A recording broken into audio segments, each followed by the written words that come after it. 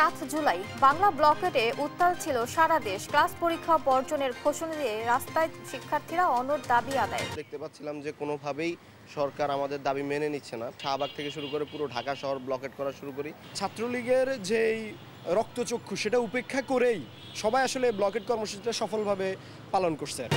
জাতীয় নিরাপত্তা জোরদার করতে গণতন্ত্রে ফিরতে হবে বলেন মির্জা ফখরুল। সশস্ত্র বাহিনী ও যুব সমাজকে শক্তিশালী করার তাগিদ। জুলাই সনদ ও বৈষম্যহীন বাংলাদেশ প্রতিষ্ঠা না হওয়া পর্যন্ত রাজপথে থাকবে জাতীয় নাগরিক পার্টি। সীমান্তে আগ্রাসন না মানার হুঁশিয়ারি। ব্যাংকবেসের কর্মকর্তাদের ঘুষ বাণিজ্যে দুর্বিষহ শিক্ষক কর্মচারীদের জীবন অবসর ভাতা পেতে প্রতি লাখে দিতে হয় 10,000 টাকা। টাকা দিলে টাকাটা খুব তাড়াতাড়ি হয়ে যায়। আমরা তো টাকা দিতে পারছি না, আমরা তো চাকরি করে খাই। প্রত্যেক লাখে 20% টাকা দিতে হবে, তাহলে আপনার টাকাটা 1 সপ্তাহের ভিতরে চলে যাবে অ্যাকাউন্টে। প্রযুক্তির ছোঁয়ায় আধুনিক হচ্ছে কারাগার। ঘরে বসেই বন্দির কাছে পৌঁছে যাবে স্বজনের পাঠানো খরচের টাকা। সহায়তায় কোম্পানি। যুদ্ধবিরতির আলোচনার মধ্যে গাজায় চলছে ইসরায়েলি আগ্রাসন। 24 ঘন্টায় আরও 82 ফিলিস্তিনিকে হত্যা। ক্ষুধায় কাতর শিশুরা। এবং এশিয়ান কাপের বাছাই পর্বের সফল মিশন শেষে দেশে ফিরল নারী ফুটবল দল। মধ্যরাতে আফ্রিদা ঋতুপর্ণাদের বর্ণিল সংবর্ধনা বাফুফে।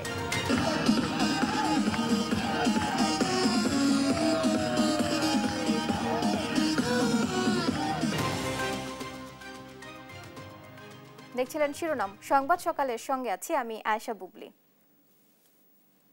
সংবাদ শুরু করব উত্তাল জুলাইয়ের স্মৃতিচারণে। ঠিক 1 বছর আগে বৈষম্য বিরোধী ছাত্র আন্দোলনের সমন্বয়ক নাহিদ ইসলামের ডাকে সারা দেশে শিক্ষার্থীরা পালন করেন বাংলা ব্লকেট। যৌক্তিক কোটা সংস্কারের দাবিতে সেদিন গুরুত্বপূর্ণ সড়কগুলো অবরোধ করায় স্থবির হয়ে পড়ে রাজধানী সহ পুরো দেশ। জুলাইয়ের ব্লকেটের দিনগুলো কেমন ছিল তা জানাচ্ছেন জান্নাতুল মোহনা। জুলাই অভ্যুত্থানের অন্যতম আলোচিত কর্মসূচি বাংলা ব্লকেট। 6 দিনের টানা অবরোধ তুলে নিয়ে 2024-এর 6 জুলাই বাংলা ব্লকেটের ডাক দেন বৈষম্য বিরোধী ছাত্র আন্দোলনের সমন্বয়ক নাহিদ ইসলাম। আসে অনির্দিষ্টকালের জন্য বিশ্ববিদ্যালয় ও কলেজে ক্লাস ও পরীক্ষা বর্জনের ঘোষণা। সারা বাংলাদেশ অবরোধ করার পরিকল্পনা থেকেই 7 জুলাই থেকে শুরু হয় এ কর্মসূচি। শুধু শাহবাগ মোড় নয়, সায়েন্স ল্যাব, চাংখারপুল, নীলক্ষেত, মতিঝিল সহ প্রতিটি পয়েন্টে বিশ্ববিদ্যালয় ও কলেজের শিক্ষার্থীরা নেমে আসে। বন্ধ করে দেয় যান চলাচল। প্রায় জুলাইয়ের প্রথম 1 তারিখ থেকেই 5 তারিখ পর্যন্ত বিভিন্ন ধরনের কর্মসূচি, মাঠের কর্মসূচি দেওয়া হয়েছিল। এরপরেও দেখতে পাচ্ছিলাম যে কোনোভাবেই সরকার আমাদের দাবি মেনে নিচ্ছে না। তখন আসলে আমরা বাধ্য হই শাহবাগ ব্লকেট করার জন্য, এবং এরপরে আস্তে আস্তে এই ব্লকেটের ব্যাপ্তিও আস্তে আস্তে বাড়তে থাকে, যে আমরা শাহবাগ থেকে শুরু করে পুরো ঢাকা শহর ব্লকেট করা শুরু করি, এবং এরপর আমরা ঘোষণা দেই যে আসলে সারা বাংলাদেশে আমরা ব্লকেট পালন করব। ছাত্রলীগের যেই রক্তচক্ষু সেটা উপেক্ষা করেই সবাই আসলে ব্লকেট কর্মসূচিটা সফলভাবে পালন করছে। ব্লকেটের দিনগুলো স্মরণ করে শিক্ষার্থীরা বলেন, জনভোগান্তি হবে জানা সত্ত্বেও যৌক্তিক দাবির জন্য অনড় ছিলেন তারা। কারণ বাজারে মাইকে বলেছিলাম যে এখানে অপেক্ষমান যারা আছেন সকলের প্রতি আমাদের বিনীত অনুরোধ, আমরা আজকে হয়তো এখানে একটি ক্ষুদ্র দাবি নিয়ে এসেছি, যে দাবিটি হয়তো আমরা এখন ফেস করছি। আপনাদের সন্তান যখন বড় হবে তখন আপনারাও একই দাবিতে হয়তো বা আপনাদের রাস্তা দাঁড়াতে হবে। সুতরাং বারংবার নয়, আমরা একটি বারই এই আন্দোলনকে সামনের দিকে নিতে চাই। রাজধানীর গুরুত্বপূর্ণ মোড় ব্লক করায় স্থবির হয়ে পড়ে পুরো রাজধানী। এমনকি গুরুত্বপূর্ণ মহাসড়ক অবরোধ করে জাহাঙ্গীরনগর বিশ্ববিদ্যালয়, কুমিল্লা বিশ্ববিদ্যালয়, শাহজালাল বিজ্ঞান ও প্রযুক্তি বিশ্ববিদ্যালয় সহ সারা দেশের বিভিন্ন সরকারি বিশ্ববিদ্যালয়ের শিক্ষার্থীরা। কোটার যৌক্তিক সংস্কারে দাবি আদায়ের জন্য ক্ষমতাসীন সরকারের উপর চাপ প্রয়োগ করতে বাংলা ব্লকেটের মতো অভিন্ন কর্মসূচি লেখা থাকবে জুলাই অভ্যুত্থানের ইতিহাসের পাতায়। তারা জান্নাতুল মোহনা, দেশ টিভি, ঢাকা। এবার অন্য প্রসঙ্গ। ইসলামের দেশগুলোর এনজিওদের সামাজিক ব্যবসায় যুক্ত হয়ে মুসলিম বিশ্বের উন্নয়নে কাজ করার আহ্বান জানিয়েছেন প্রধান উপদেষ্টা অধ্যাপক মোহাম্মদ ইউনূস। রোববার রাষ্ট্রীয় অতিথি ভবন যমুনায় মুসলিম বিশ্বের বিভিন্ন এনজিও নেতাদের সঙ্গে বৈঠকে তিনি বলেন, স্বাস্থ্যসেবা ও নারী উন্নয়নের মাধ্যমে গরিবদের সহায়তা করা যায়। তিনি তরুণদের সামাজিক উদ্যোক্তা হতে উৎসাহ দেন। তুরস্ক, মালয়েশিয়া, পাকিস্তান, ইন্দোনেশিয়া সহ বিভিন্ন দেশের প্রতিনিধি ও বাংলাদেশের বিশিষ্ট ব্যক্তিরাও বৈঠকে উপস্থিত ছিলেন।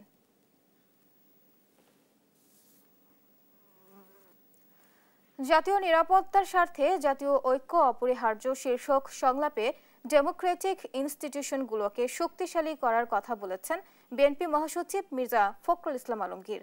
রাজধানীর গুলশানে রোববারের এ সংলাপে সশস্ত্র বাহিনীকে শক্তিশালী করার আহ্বান জানান বক্তারা। আর জনগণের ঐক্য গড়ে তুলতে রাজনৈতিক দলগুলোকে একতাবদ্ধ হওয়ারও তাগিদ দেওয়া হয়। বিস্তারিত মোহাম্মদ আলাউদ্দিনের রিপোর্টে। বর্তমান বিশ্ব পরিস্থিতিতে জাতীয় স্বার্থে একটি শক্তিশালী, ঐক্যবদ্ধ ও দীর্ঘমেয়াদী নিরাপত্তা কাঠামো গড়ে তুলতে অভ্যন্তরীণ ঐক্য অপরিহার্য। সেই লক্ষ্যে জাতীয় নিরাপত্তার স্বার্থে জাতীয় ঐক্য অপরিহার্য শীর্ষক আলোচনার আয়োজন করে foundation for strategic and development studies FSDS। আলোচনায় উঠে আসে জাতীয় নিরাপত্তার স্বার্থে সশস্ত্র বাহিনী এবং যুব সমাজকে শক্তিশালী করার প্রসঙ্গ। বক্তারা বলেন, এজন্য দরকার জনগণ ও রাজনৈতিক দলগুলোর মধ্যে ঐক্য। সেনাবাহিনীকে অনেক বেশি বিচক্ষণ হতে হবে, অনেক বেশি দূরদর্শী হতে হবে। সামরিক বাহিনীকে সম্পূর্ণরূপে ডিপলিটিসাইজ করতে হবে। আমাদেরকে জাতীয় ঐক্যের স্বার্থে একটা সেটেলমেন্টে যেতে হবে। আমাদের যদি মডার্নাইজ করতে আমাদের মিলিটারিকে যদি এম্পাওয়ার করতে হয়, তাহলে আমাদের ইকোনমিক এম্পাওয়ারমেন্টটা দরকার। জাতীয় নিরাপত্তা জোরদার করতে হলে আগে গণতন্ত্রে ফিরতে হবে জানিয়ে বিএনপি মহাসচিব মির্জা ফখরুল ইসলাম আলমগীর বলেন, ডেমোক্রেটিক ইনস্টিটিউশনগুলোকেও শক্তিশালী করতে হবে। মূল ব্যাপারটা হচ্ছে যে আসলে জনগণকে আপনাকে ক্ষমতায়িত করতে হবে, জনগণের সার্বভৌমত্বকে নিশ্চিত করতে হবে, ডেমোক্রেটিক ইনস্টিটিউশনগুলোকে আমাকে শক্তিশালী করতে হবে। এবং এটাকে শক্তিশালী করতে যদি পারি, তাহলে আমি জাতীয় নিরাপত্তাকেও আমি নিশ্চিত করতে পারবো এবং আমার অন্যান্য বিষয়গুলোকে আমি সামনের দিকে এগিয়ে নিয়ে যেতে পারবো। আর সুষ্ঠু নির্বাচনের মাধ্যমে জনগণের সরকার প্রতিষ্ঠিত হলে জনগণ ও রাজনৈতিক দলের মধ্যে ঐক্য তৈরি হবে বলেও জানান তিনি। মোহাম্মদ আলাউদ্দিন, দেশ টিভি, ঢাকা। একটি মহল বিএনপির সংস্কার বিরোধী হিসেবে অপপ্রচার চালাচ্ছে বলে অভিযোগ করেছেন দলটির মহাসচিব মির্জা ফখরুল ইসলাম আলমগীর। বলেন, নির্বাচনকে যারা বিলম্বিত করতে চায় তারা জুলাই আগস্ট পক্ষের শক্তি নয়। এ সময় ব্যক্তি কিংবা প্রতিষ্ঠানকে অধিক ক্ষমতা দিলে যেমন ফ্যাসিস্ট হয়ে ওঠার সুযোগ তৈরি হয়, তেমনি নির্বাচিত সরকার ও সংসদকে ক্ষমতাহীন করলে রাষ্ট্র দুর্বল, ভঙ্গুর ও অকার্যকর হয়ে পড়ে বলেও মন্তব্য করেন বিএনপি মহাসচিব। আরও জানাচ্ছেন সাইফুল রিপন।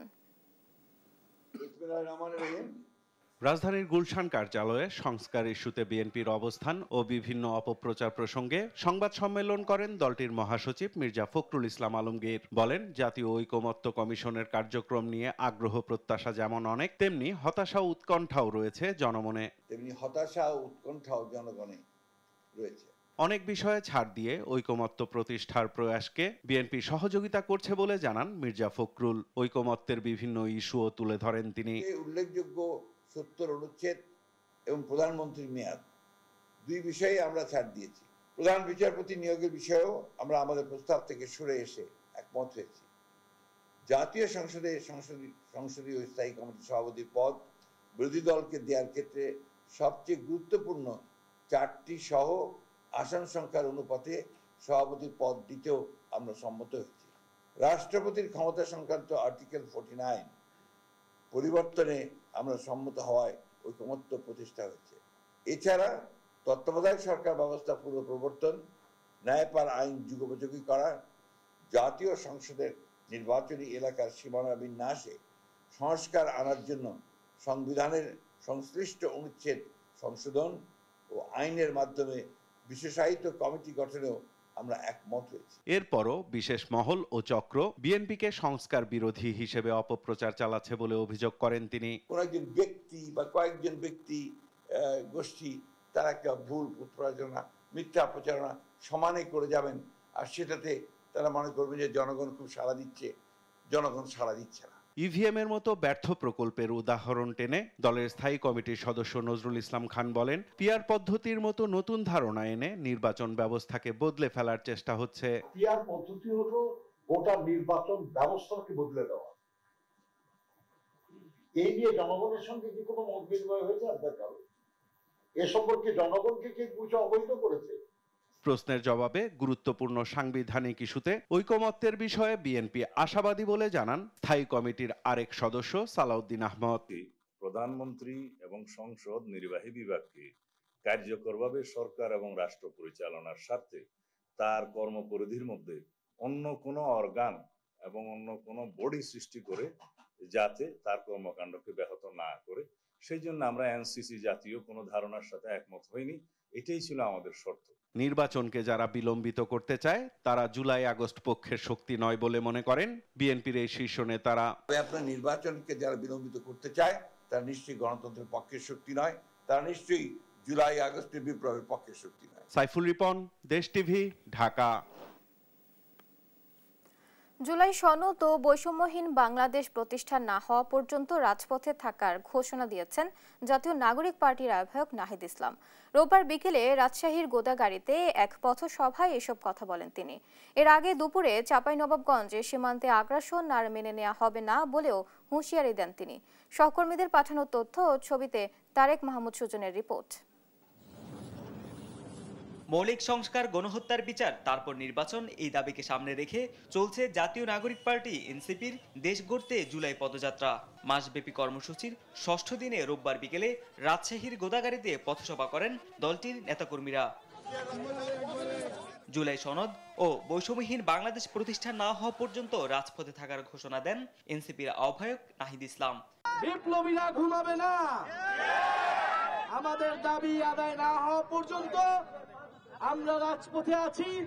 জুলাই ঘোষণাপত্র, জুলাই সনদ এবং বৈষম্যহীন বাংলাদেশের জন্যই আমাদের এই যাত্রা। দুপুরে চাঁপাইনবাবগঞ্জের নবাবগঞ্জ সরকারি কলেজের সামনে পথসভায় নাহিদ ইসলাম হুঁশিয়ারি দেন, সীমান্তে আগ্রাসন আর মেনে নেওয়া হবে না, করা হবে লং মার্চ। সীমান্তে বিএসএফ আন্তর্জাতিক আইন লঙ্ঘন করে এখানে গ্রেনেড মারে, এখানে বোমার বিস্ফোরণ ঘটায়। যদি সীমান্তে আগ্রাসন চালানো হয়, সীমান্তে আমার ভাইদের উপর হত্যার চেষ্টা চালানো হয়, আমরা সীমান্তে লং মার্চ ঘোষণা করব। আমাদের সীমান্ত আমরাই রক্ষা করব। এ সময় চাঁপাইনবাবগঞ্জের মানুষ আঞ্চলিক বৈষম্যের শিকার উল্লেখ করে দলটির সদস্য সচিব আক্তার হোসেন বলেন, ছাত্র জনতার জীবনের বিনিময়ে যে নতুন বাংলাদেশ প্রতিষ্ঠা হয়েছে তা আর পুরনো সিস্টেমে চলতে পারে না। বাংলাদেশের মানুষের লড়াই মানবিক মর্যাদা প্রতিষ্ঠার লড়াই। বাংলাদেশের মানুষ নিজেদের মর্যাদা নিয়ে, নিজেদের স্বাতন্ত্র্য নিয়ে, নিজেদের ঐতিহ্য নিয়ে এই বাংলাদেশে বাস করবে। বাংলাদেশের দিকে ওই ভারত, ওই আমেরিকা, ওই চীন আঙ্গুল উঁচিয়ে কথা বলার সাহস করবে না। সোমবার জুলাই পদযাত্রা পৌঁছাবে নাটোর, সিরাজগঞ্জ ও পাবনায়। তারেক মাহমুদ সুজন, দেশ টিভি, ঢাকা। প্লট বরাদ্দে দুর্নীতির ৬ মামলায় সাবেক প্রধানমন্ত্রী শেখ হাসিনা ও তার পরিবারের সদস্যসহ ২৩ জনকে আদালতে হাজির হতে গেজেট প্রকাশিত হয়েছে। ঢাকার মেট্রোপলিটন সিনিয়র স্পেশাল জজ মোহাম্মদ জাকির হোসেন গালিবের স্বাক্ষর করা এই গেজেট প্রকাশ করে বাংলাদেশ সরকারি মন্ত্রণালয়, বিজি প্রেস। আগামী ২০ জুলাই মামলাগুলোর তারিখ ধার্য রয়েছে। উক্ত তারিখে আসামিরা আদালতে হাজির না হলে তাদের অনুপস্থিতিতে বিচার কার্যক্রম শুরু হবে। এই তালিকায় রয়েছেন সজীব ওয়াজেদ জয়, মেয়ে সাইমা ওয়াজেদ পুতুল, বোন শেখ রেহানা, রেহানার মেয়ে টিলিপ রিজওয়ানা সিদ্দিক, আজমিনা সিদ্দিক রূপন্তী, ছেলে রাদওয়ান মুজিব সিদ্দিক ববি সহ আওয়ামী লীগের অন্যান্য কর্মকর্তাবৃন্দ।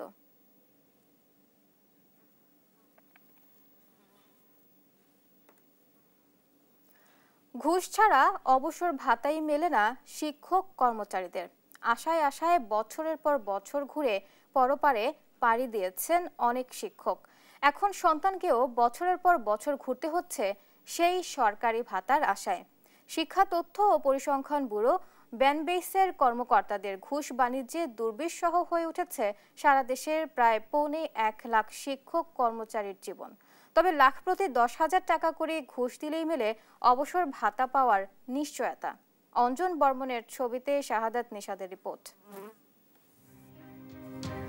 অবসর ভাতার জন্য দাঁড়ে দাঁড়ে ঘুরে ২০১৯ সালে শিক্ষক পিতা মৃত্যুবরণ করলে এখন সন্তানও ঘুরছেন ৬ বছর ধরে, তবুও মিলছে না মৃত শিক্ষক পিতার অবসর ভাতাটুকু। অক্টোবরের ৪ তারিখ মারা গেছে, ২১ জমা দিচ্ছে। এ পর্যন্ত আমি কোনো কিছু এর কাছ থেকে কোনো কিছু পাই নাই, এর কাছ থেকে কোনো হেল্প পাই নাই, কোনো কিছু পাই নাই। আসলে কথা বলার মতন সুযোগ এরা জানা। জাতির মেরুদণ্ড গড়ার কারিগর শিক্ষক ষাটোদ্দ এস.এম. ইজ্জাতুল্লাহ নেত্রকোনার এক মাদ্রাসার প্রধান শিক্ষকের চাকরি শেষে ৫ বছর ধরে অপেক্ষায় অবসরকালীন ভাতার জন্য। মেয়ের বিয়ে সামনে, তবুও মিলছে না ভাতার টাকা, বাড়ছে দুশ্চিন্তার ভাঁজ।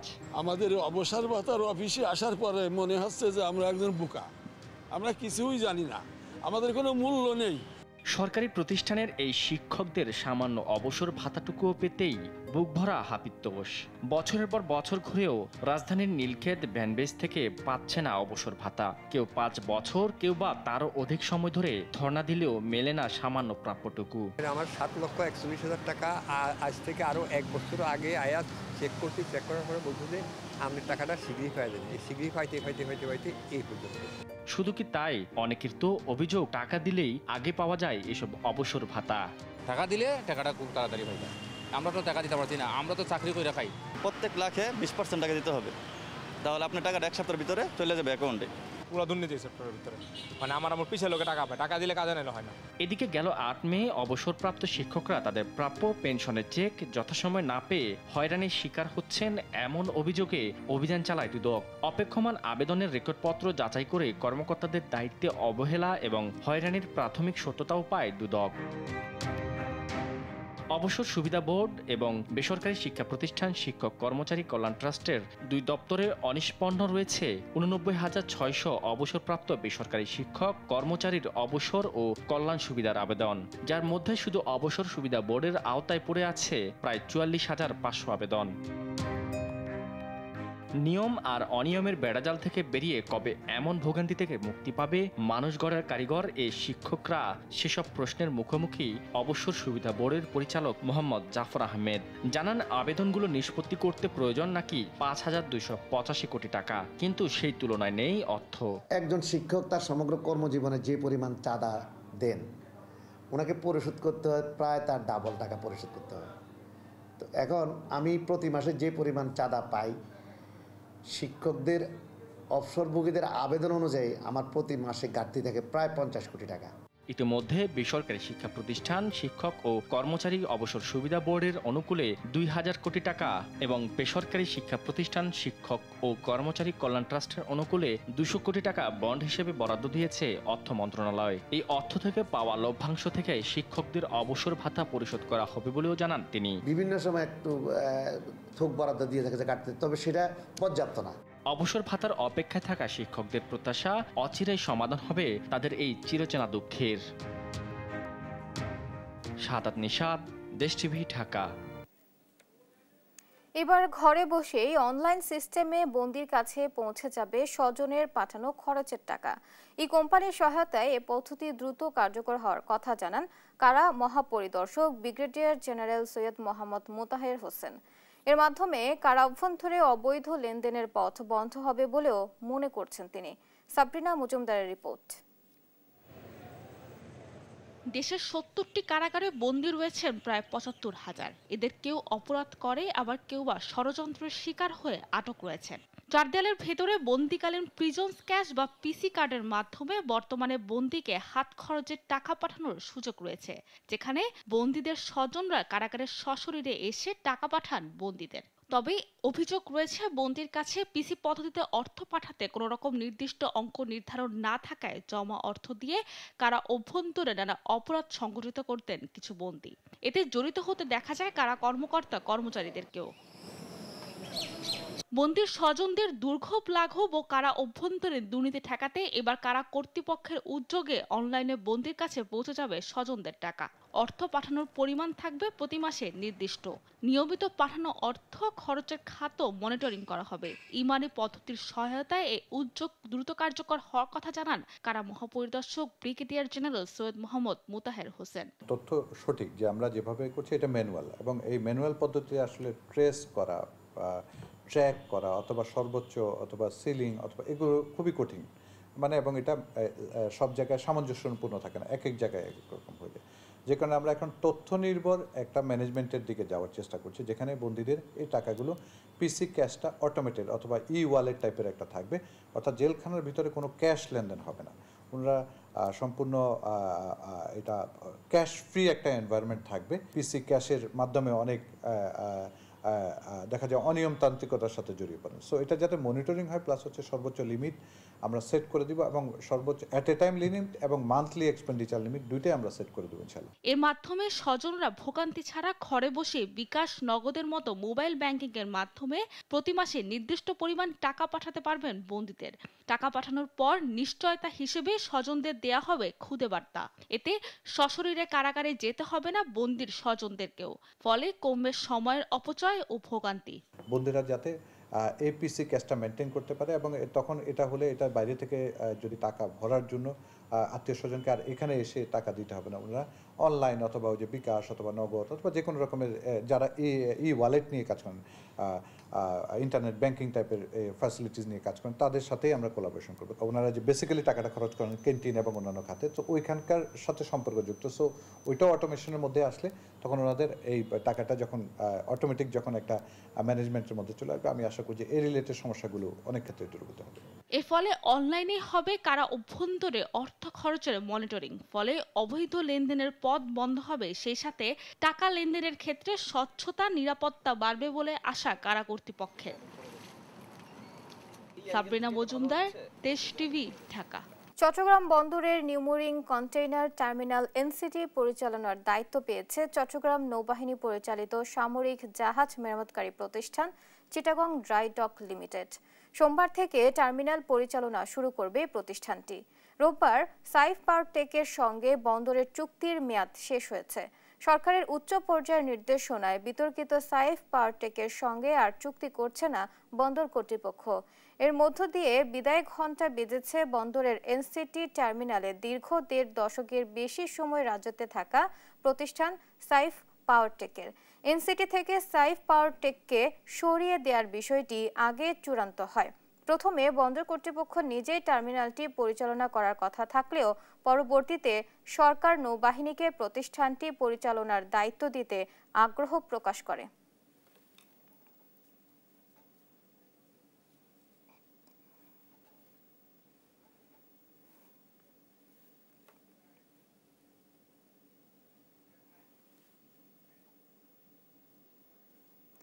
টানা কয়েক দিনের টানা বৃষ্টিতে কক্সবাজারে পাহাড় ধসের আশঙ্কা দেখা দিয়েছে।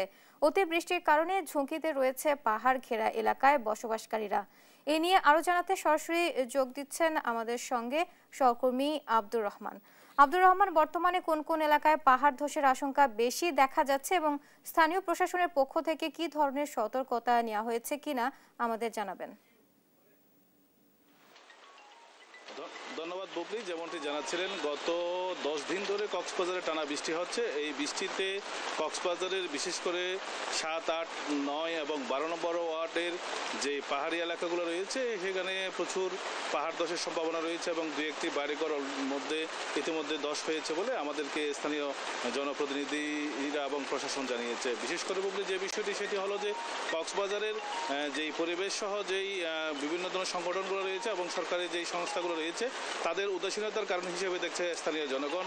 এই বৃষ্টি আসলেই পাহাড় কাটার মৌসুম শুরু হয় এবং এখানকার যেই অধিবাসীরা রয়েছে, বিশেষ করে কক্সবাজার যেহেতু রোহিঙ্গা অধ্যুষিত এলাকা, এই রোহিঙ্গা অধ্যুষিত এলাকাদের এই স্থানীয় জনপ্রশাসন যারা রয়েছে এবং বিভিন্ন রাজনৈতিক ব্যক্তিবর্গের সহায়তায় তারা পাহাড়কে রোহিঙ্গাদের আশ্রয়স্থল বানায় এবং ওই পাহাড় কেটে কেটে তারা আস্তে আস্তে সমতল ভূমিতে পরিণত করে এবং যখন বৃষ্টি বর্ষাকাল শুরু হয় তখন তারা সেই পাহাড়কে সমতল করার জন্য তাদের সর্বোচ্চ প্রচেষ্টা থাকে। এবং এইবারের অতিবৃষ্টির কারণে যে বিষয়টি হয়েছে সেটি পাহাড় কাটার যে ধুম মৌসুম চলছে এবং যে অসাধু ব্যবসায়ীরা রয়েছে এবং বিভিন্ন ধরনের সমাজপতিরা রয়েছে তারা কিন্তু তাদের সেই ব্যবসাকে নিজেদের স্বার্থ সিদ্ধির জন্য তারা এই কাজটা করে থাকে বলে জানিয়েছে। যদিও জেলা প্রশাসন এবং পরিবেশ অধিদপ্তর আমাদের কাছে তারা যে অভিযানটুকু করে সেটা তাদের লোকচরে হয়ে যায় এবং তাদের কক্সবাজারের স্থানীয় প্রশাসন সহ যারা রয়েছে তাদের দাবি হলো সরকারের সংরক্ষিত বনাঞ্চল যেভাবে ধ্বংস করা হয় একদিকে পরিবেশের বিপর্যয় নেমে আসবে এবং বিভিন্ন ধরনের বড় ধরনের দুর্ঘটনা ঘটতে পারে যদি পাহাড় বন্ধ করা না হয়। এবং আরেকটা বিষয় সেটা হলো যে কক্সবাজারের 1 নম্বর জিলংজা ওয়ার্ড রয়েছে, সেখানেও কিছু পাহাড় রয়েছে, কিন্তু সেই পাহাড় সহ মানুষের অপরাধের যেমন একটি অভয়ারণ্য হয়ে থাকে এবং আরেকটা হচ্ছে যে পাহাড় কাটার ফলে স্থানীয় যেই অভাবী মানুষ রয়েছে, অসহায় মানুষরা যারা পাহাড় আশ্রয় নেয় তাদের কিন্তু বারবার মাইকিং করেও তাদেরকে সরানো যায় না, এবং তাদের সেই সরানো হয় অনেক সময় পরিবার পরিজন সহ এরকম অতীতে কক্সবাজারে পাহাড় ধসে অনেক লোকের প্রাণহানি ঘটেছে। এইবারও যেহেতু টানা বৃষ্টি হচ্ছে, জেলা প্রশাসন বারবার মাইকিং করার পরেও তাদেরকে সরানো যাচ্ছে না, এবং যারা সুধীজন রয়েছে তারা যত অতি দ্রুত সরকার পাহাড় কাটা বন্ধ সহ বিভিন্ন পদক্ষেপ না নেয় তাহলে তাদের জানমালের ব্যাপক ক্ষতি হবে বলে তারা আমাদেরকে জানিয়েছে। এটাই ছিল সর্বশেষ বুবলি আমার কাছে। আব্দুর রহমান, আপনাকে ধন্যবাদ। দর্শক, এতক্ষণ সরাসরি যুক্ত ছিলাম সহকর্মী আব্দুর রহমানের সঙ্গে। কুষ্টিয়ার মিলপাড়ায় বসবাস করছে নেপালের 20টি পরিবার। পূর্বপুরুষ নেপালি হলেও তারা কথা বলেন বাংলা ভাষায়। পুরো নেপালি সংস্কৃতির ধারক বাহক এই পরিবারগুলোর কারণে স্থানীয়দের কাছে বেশ আকর্ষণীয়। এই এলাকাটি নেপালি পাড়া নামে পরিচিত। এ যেন কুষ্টিয়ার বুকে এক খণ্ড নেপাল, যেখানে বাঙালি ও নেপালি মিলেমিশে একাকার। ইরফান রানার ক্যামেরায় নাহিদ হাসান তিতাসের রিপোর্ট। কুষ্টিয়ার মিলপাড়া এলাকায় অবস্থিত ঐতিহ্যবাহী মোহিনী মিল। 1908 সালে এখানে কাজের সুবাদে বাংলাদেশে আসেন নেপালের 50টি পরিবার। কালের বিবর্তনে মিলটি বন্ধ হয়ে গেলে অনেকেই চলে যান নিজ দেশে। তবে এখনো শহরের মিলপাড়া এলাকায় বসবাস করছে নেপালের 20টি পরিবার। সম্প্রদায়ে নেপালি হলেও কথা বলেন বাংলা ভাষায়, ধারণ করেন নেপালের কৃষ্টি কালচার ও সংস্কৃতিকে।